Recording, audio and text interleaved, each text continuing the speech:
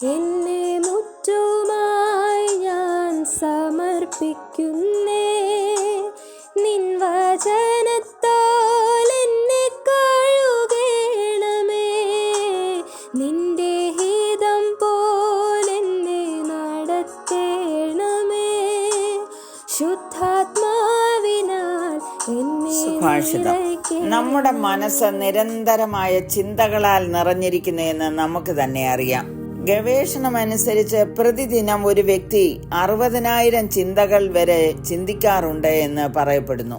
ഈ ചിന്തകളിൽ 75% നെഗറ്റീവും 95% ആവർത്തനവുമാണെന്നാണ് പറയപ്പെടുന്നത്. ദൈനംദിന ജീവിതത്തിൽ നമ്മുടെ ചിന്തകളും വികാരങ്ങളും വളരെയധികം നമ്മെ സ്വാധീനിക്കാറുണ്ട്. ഒരു കാര്യത്തെക്കുറിച്ച് നാം ചിന്തിക്കുന്ന രീതി അതിനെക്കുറിച്ചുള്ള നമ്മുടെ വികാരത്തെ ബാധിക്കുന്നു. ഹൃദയത്തിലെ ചിന്തകളും വികാരങ്ങളും നമ്മുടെ പെരുമാറ്റങ്ങളെയും തിരഞ്ഞെടുപ്പുകളെയും ബാധിക്കുന്നു. യിരെമ്യാ പ്രവചനം 4-ാം അധ്യായത്തിന്റെ 14-ാം വാക്യത്തിൽ യെരുശലേമിൽ അധിവസിച്ചിരുന്ന യഹൂദ ജനത്തോട് പ്രവാചകൻ വിളിച്ചു പറയുന്നത്, യെരുശലേമേ, നീ രക്ഷിക്കപ്പെടേണ്ടതിന് നിന്റെ ഹൃദയത്തിന്റെ ദുഷ്ടത കഴുകിക്കളക. നിന്റെ ദുഷ്ടവിചാരങ്ങൾ എത്രത്തോളം നിന്റെ ഉള്ളിലിരിക്കും. O Jerusalem, wash your heart from wickedness that you may be saved. How long shall your evil thoughts lodge within you. ദൈവത്തിന്റെ ആലയമുള്ള വിശുദ്ധ നഗരമെന്നറിയപ്പെടുന്ന യെരുശലേമിനോടാണ് ഈ ചോദ്യം ചോദിക്കുന്നത്. അവരുടെ ഹൃദയത്തിന്റെ വിചാരത ദുഷ്ടത നിറഞ്ഞതായിരുന്നു. അവരുടെ ദുഷ്ടതയിൽ നിന്ന് മടങ്ങി വരുവാൻ പ്രവാചകൻ ആഹ്വാനം ചെയ്യുന്നു. ഈ കാലത്ത് ജീവിക്കുന്ന നമ്മളെ സംബന്ധിച്ചിടത്തോളം ഈ വാക്യത്തിന്റെ പ്രസക്തി എന്താണെന്ന് ചിന്തിക്കാം. 2 കൊരിന്ത്യർ 6:16 പൗലോസ് പറഞ്ഞിരിക്കുന്നു, നാം ജീവനുള്ള ദൈവത്തിന്റെ ആലയമല്ലോ എന്ന്. ഞാൻ അവരിൽ വസിക്കുകയും അവരുടെ ഇടയിൽ നടക്കുകയും ചെയ്യും. ഞാൻ അവർക്ക് ദൈവവും അവർ എനിക്ക് ജനവുമാകും എന്ന് ദൈവം അരുളി ചെയ്തിരിക്കുന്നുവല്ലോ.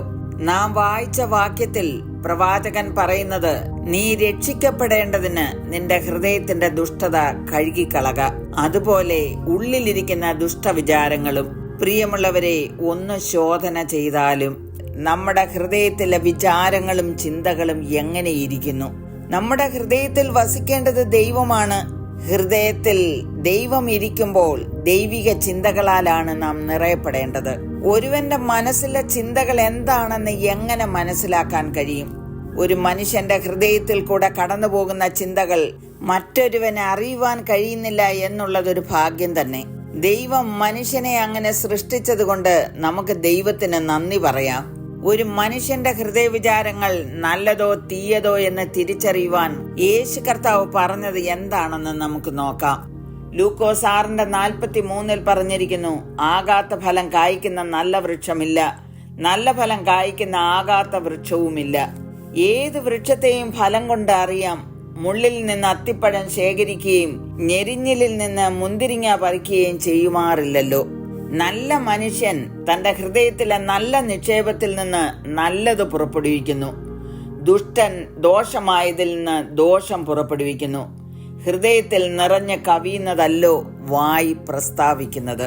നമ്മുടെ വായിലെ വാക്കുകളിൽ നിന്നും ഹൃദയത്തിന്റെ ചിന്തകളിൽ നിന്ന് ഉരുത്തിരിയുന്ന പ്രവർത്തനങ്ങളുമാണ് മനുഷ്യന്റെ ഹൃദയത്തിൽ എന്താണ് വസിക്കുന്നതെന്ന് മനസ്സിലാക്കുവാൻ കഴിയുന്നത്. ഈ ഹൃദയമാണ് ശുദ്ധീകരിക്കപ്പെടേണ്ടത്. ഈ ഹൃദയം ശുദ്ധീകരിക്കുവാൻ നാം എന്ത് ചെയ്യുവാൻ കഴിയും? ഹൃദയം ശുദ്ധീകരിക്കണമെങ്കിൽ മറ്റൊരു മാർഗമില്ല. ഹൃദയത്തിൽ കർത്താവായ യേശു ക്രിസ്തുവിനെ സ്വീകരിക്കുക. മനുഷ്യന്റെ ദുഷ്ടതയ്ക്കും പാപപരിഹാരത്തിനും വേണ്ടി രക്തം ചൊരിഞ്ഞത് യേശു കർത്താവാകുന്നു. രക്തം ചൊരിഞ്ഞിട്ടല്ലാതെ വിമോചനമില്ല എന്ന് ദൈവവചനം പറയുന്നു. യേശുവിന്റെ രക്തം സകല പാപവും പോക്കി നമ്മെ ശുദ്ധീകരിക്കുന്നു. ആകയാൽ ദുഷ്ടവിചാരങ്ങൾക്ക് നമുക്ക് വിരാമമിടാം. ദുഷ്ടത കഴുകിക്കളഞ്ഞ് ശുദ്ധീകരണം പ്രാപിക്കാം.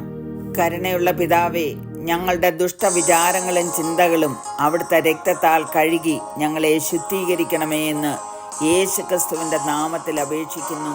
കേൾക്കണമേ. എന്നെ മുറ്റുമായി